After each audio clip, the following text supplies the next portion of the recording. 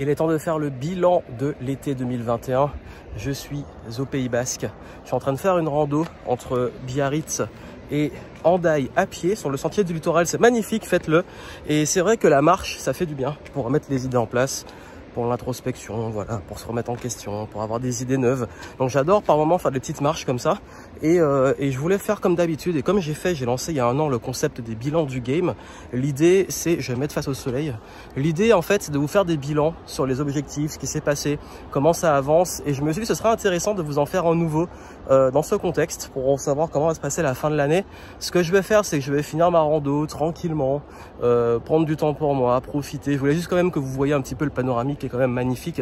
Et puis surtout, juste après, on va se retrouver, je vais me poser la caméra et on va faire le bilan tranquillement, le bilan du game et bilan de l'été et comment va être la fin de l'année 2021. J'ai pas mal d'annonces, pas mal de choses, beaucoup de chantiers en cours. Donc let's go, allez, on continue, je finis ma rando et on se retrouve au calme. 1 hour later. Bon ben voilà, j'ai traversé la baie de Saint-Jean-de-Luz et je continue pour aller vers Hendaye sur la deuxième portion du trajet. Donc voilà, ça fait une bonne rando, très agréable au bord de mer très souvent. Donc si vous voulez le faire, faites-le marcher, ça fait vraiment du bien. Et j'enchaîne et je vais me poser pour partager avec vous tout ce qui est important en termes d'objectifs. Et j'en profite pour vous dire que cette année 2021 a été vraiment une année de gros chantiers. Pas mal de choses dont je vais vous parler parce que ça va être l'avant-dernier avant, bien entendu, le bilan de la fin de l'année. Allez, je finis ma rando. Je vais pas trop filmer pour quand même profiter. Là, je voulais juste vous montrer un peu l'avancée. Et puis, je vous raconte tout ça. À tout de suite. Ah, et bien entendu, comme d'habitude, je partagerai avec vous les grandes leçons à tirer de tout ça. Parce que c'est important de faire des bilans. C'est encore mieux d'apprendre de ses erreurs, de ses échecs et aussi de ses réussites. Let's go. 2 hours later. Et voilà, je suis arrivé après à peu près 4-5 heures de marche. Ça fait du bien. C'était long, c'était agréable, c'était sportif. Et let's go, on va se poser, il est temps de se reposer.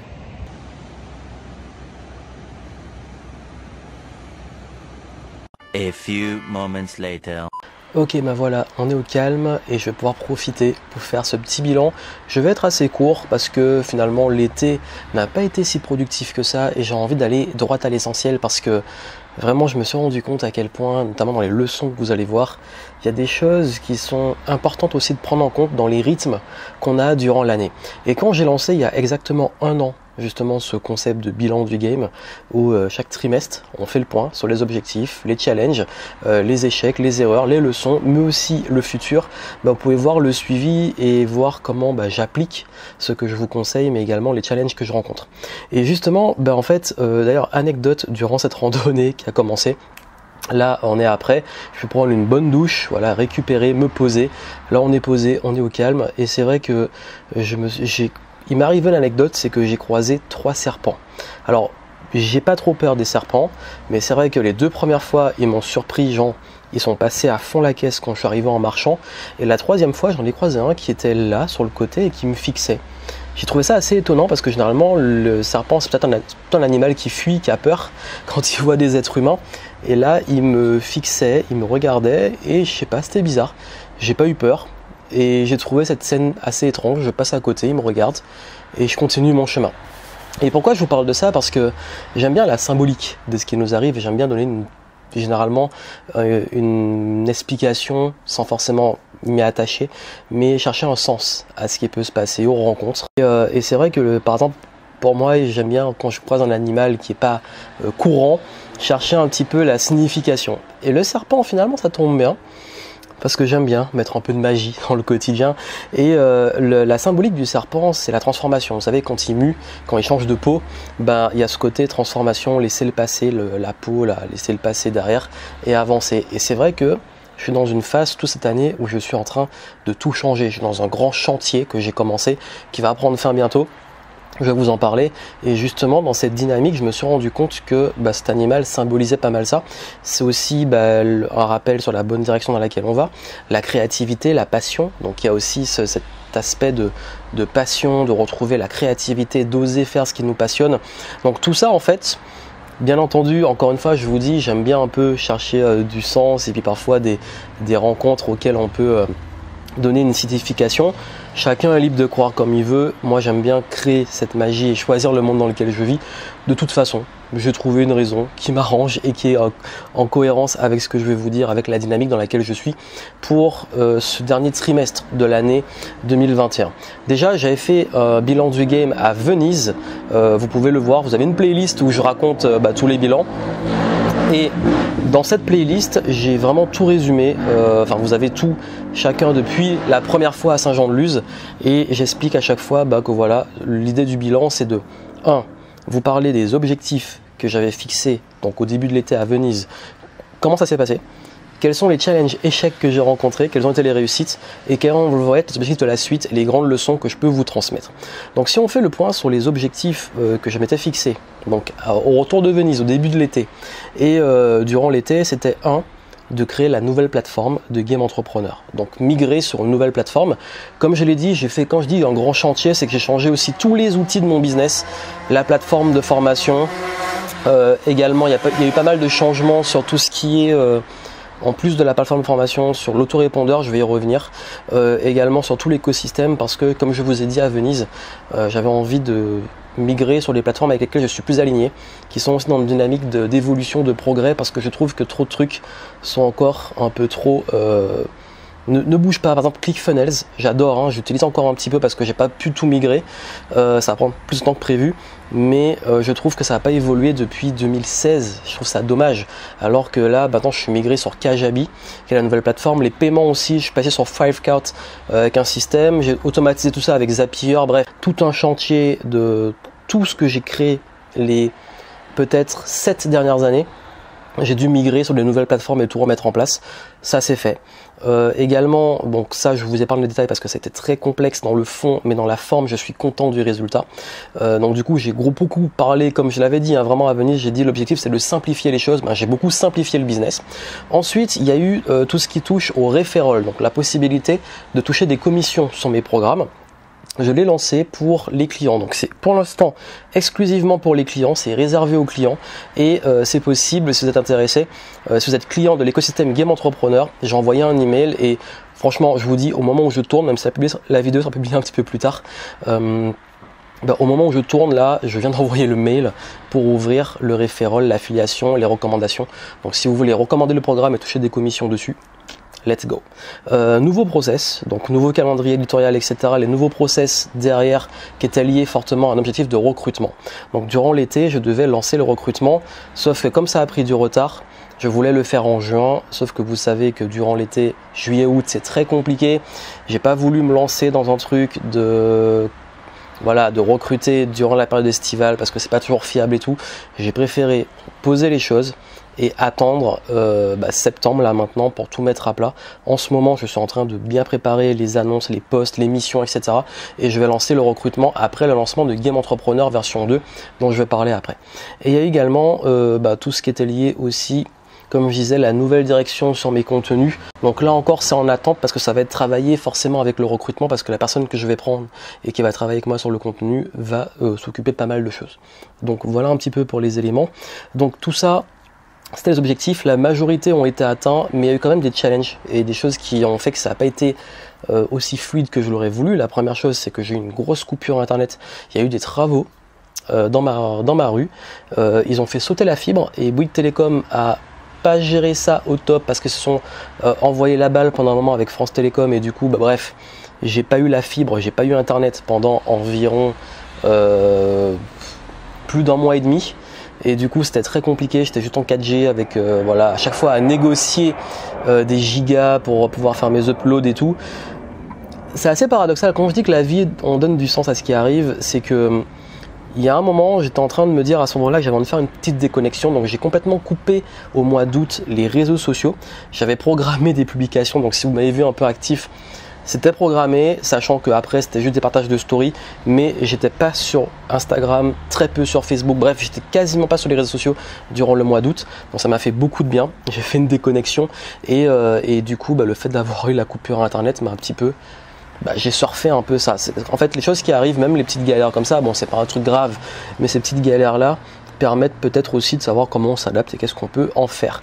Également j'ai eu pas mal j'ai pas eu beaucoup d'énergie durant l'été, je sais pas pour vous, j'ai trouvé ça très lourd entre les histoires en plus de pass sanitaire, de débats, de vaccins, pas vaccins, etc. L'ambiance était un petit peu bizarre. Et du coup, je sais pas, j'étais pas, même moi, pas très en forme durant l'été.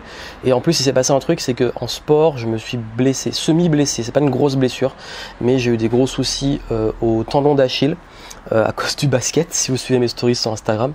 Et ce qui a fait que j'ai commencé de la kiné. J'ai vu aussi un podologue qui m'a donné des semelles pour le sport, pour pouvoir compenser, enfin amortir mieux. Et j'ai commencé à fond le renforcement musculaire kiné au niveau des mollets, du tendon, des genoux, etc. pour compenser ça, et c'est de mieux en mieux. D'ailleurs, si j'ai pu faire les 5 heures de marche sans trop de problèmes, à la fin j'avais un peu mal. C'est que c'est sur la bonne voie. Donc bon, j'avoue, j'ai pas trop respecté les consignes parce que partir faire une rando alors que j'ai encore mal, sans savoir comment ça allait se passer, sachant que si j'ai un problème, j'ai pas le choix, je suis un peu presque au milieu de nulle part, pas non plus dans la cambrousse, mais pour aller à une gare ou près d'une route, enfin faire du stop et tout, c'est galère. C'est pas forcément très éclairé, mais j'ai pas eu mal, c'est l'essentiel. Et du coup, voilà, ce qui fait que niveau énergie aussi, voilà, fatigue, pas forcément moral au top, je vous le dis de façon sincère, mais du coup, j'en ai profité pour lire, pour faire un peu de sport en faisant attention. J'ai aussi pas mal, me suis un petit peu formé. J'ai fait aussi mes nouveaux process, mes trucs tranquillement, mais à mon rythme, sans trop être en mode sprint et tout, parce que l'été aussi, on est plus cool. Donc tout en profitant aussi de la saison, même si on n'a pas eu un temps de ouf durant l'été. Voilà un petit peu ce qui s'est passé. Comme je dis, ça a été plutôt calme, hein, objectif relativement atteint, quelques petits challenges qui sont pas très graves, mais sinon, voilà, ça a été plutôt fluide mais lent, slow, mais ça fait du bien aussi, ça fait du bien. Et là, comment ça va se passer pour la dernière ligne droite? Donc, on va dire deuxième partie, le moment où vous verrez, donc là je suis en septembre, mais octobre, novembre, décembre 2021, voici ce qui se passe. Lancement de la version 2 de Game Entrepreneur, tout ce sur quoi j'ai travaillé durant l'été. Je vais lancer la nouvelle version, nouvelle plateforme et tout pour les nouveaux clients, et vous allez pouvoir, si vous souhaitez être mentoré, accompagné à différents niveaux, vous pourrez rejoindre le game, vous êtes tenu au courant. Vous aurez les infos. En tout cas, la V2 arrive. Également, je vais lancer un concept de masterclass thématique rapidement. L'idée, c'est de faire en fait des petits ateliers en ligne via Zoom éventuellement ou en autre outil de webinar. Et du coup, durant ces moments-là, vous pourrez, on aura des thématiques très précises, je vous en dirai plus après, notamment les thématiques comme comment lancer son produit, comment atteindre les objectifs financiers dans son business, très spécifiques. Ceux qui sont dans l'écosystème Game Entrepreneur sur l'accompagnement, ils pourront y accéder gratuitement, mais de l'extérieur, si vous n'êtes pas dans l'écosystème, vous pourrez y accéder, ce sera payant, bien entendu, mais vous pourrez participer à des masterclass thématiques qui vont durer entre 1 heure et 2 heures en live, et du coup très ciblé. Et également le truc aussi qui me tient à cœur et que j'ai vraiment envie de relancer, ce sont les événements. Ça m'appelle, j'ai envie. D'ailleurs, anecdote aussi, durant le mois de septembre, j'ai un de mes meilleurs amis qui s'est marié, et du coup j'ai dû quasi improviser un discours qui a ému tout le monde. Tout le monde a eu des super retours. J'étais étonné parce que l'exercice de faire un discours à un mariage, c'était la première fois pour moi en tant que témoin, mais ce qui était très marrant, c'est que j'ai vu que les skills que j'utilisais en conférence, en contenu ont servi, et naturellement le message est venu beaucoup du cœur, mais ça a beaucoup touché les gens. Ils ont été impressionnés par ma performance entre guillemets, parce que j'ai eu beaucoup de retours, je vous le dis. Et du coup, juste ce petit truc là, de prendre le micro, de faire un discours devant 200 personnes, ça m'a donné envie de faire des conférences. Ça me manque, je vous le dis. Je voulais faire une conférence pour septembre. Au moment où j'avais l'idée en tête, ils ont annoncé le pass sanitaire la semaine suivante, donc du coup j'ai mis ça de côté. Mais franchement, très sincèrement, j'ai très envie de refaire des événements, les conférences, les immersions. J'ai fait début septembre un petit moment en repas VIP. Donc voilà, faire des événements, ça me donne beaucoup envie. Donc je sais pas pour la fin de l'année, je vais voir. Mais en tout cas, 2022, on va essayer de relancer ça à fond avec la nouvelle équipe, parce que oui, dernier point, recrutement. Donc là, à la fin de l'année, comme je dis, lancer la nouvelle version, finaliser les nouveaux process, finaliser le chantier là que j'ai commencé, et puis surtout recruter les nouveaux membres de ma team, parce que je crée une nouvelle équipe pour aller passer au niveau supérieur, level up, pour laisser le terrain pour des grands objectifs et une vision que j'ai, qui est de pouvoir moi me libérer beaucoup plus de temps sur d'autres choses dans le business, parce que je passe beaucoup de temps encore sur des choses sur lesquelles comme ça me prend beaucoup de temps et d'énergie, j'ai pas assez de temps pour d'autres choses, notamment les événements. Mais le fait de pouvoir recruter, de m'entourer mieux, va me dégager ça pour les événements, pour reprendre l'écriture de mon livre, très important. Et également, troisième chose, c'est pour aussi également attaquer l'international. J'ai tourné des vidéos en anglais, elles sont pas encore montées, mais ça va arriver. Et d'ailleurs, tout ça, en fait, je vais vous dire, il y a 3 grandes leçons que je retire de cet été. Parce que comme je vous dis, j'ai pas grand chose à dire et j'ai pas envie de meubler pour meubler. Mais la première chose, c'est de déculpabiliser du fait de suivre son rythme. En fait, il y a des saisons dans l'année. Il y a des moments où on est en super énergie, ça avance vite et tout. Des moments où on est plus down. On a des cycles aussi personnels où on est vraiment parfois très en forme, parfois pas en forme. Déculpabiliser, vous forcez pas, si c'est comme ça, adaptez les choses. Je sais que par exemple pour moi 2021, je vous l'ai dit souvent, ça n'a pas été aussi vite et aussi fluide que moi je l'aurais voulu. C'est pas grave, on avance quand même, l'essentiel c'est d'avancer, de continuer, et puis si on n'avance pas, on se repose, on récupère, faut prendre le temps et déculpabiliser, d'être à son rythme et de respecter aussi ses cycles, et c'est ok, vraiment sur ça c'est ok. Et le fait de déculpabiliser, parce que je suis quelqu'un qui aime être au top, même par exemple la blessure, le fait de pas pouvoir continuer à courir comme je veux, faire du sport au niveau que je veux, etc., c'est dur, mais je sais que c'est aussi un moment qu'on doit utiliser pour justement ralentir, c'est peut-être un signe aussi pour ralentir et travailler aussi sur d'autres choses, gagner en sagesse, se former, etc. Justement à propos de ça, deuxième leçon, les choses qui vous arrivent, même les pires galères, vous avez le choix et vous avez la possibilité de transformer en opportunité. Et chaque galère, et je fais ça depuis des années, d'ailleurs j'ai tourné une vidéo sur les principes, elle sera peut-être pas encore publiée quand vous verrez ça, mais ça arrive très vite, les principes de vie que j'ai, et dedans j'ai un de mes principes qui est très très important, c'est que quoi qu'il arrive, toujours, peu importe ce qui m'arrive de bien ou de mauvais, il y a une raison, parce que je vais donner cette raison, je vais lui donner un sens. S'il m'arrive une grosse galère, je vais chercher comment transformer ça en opportunité.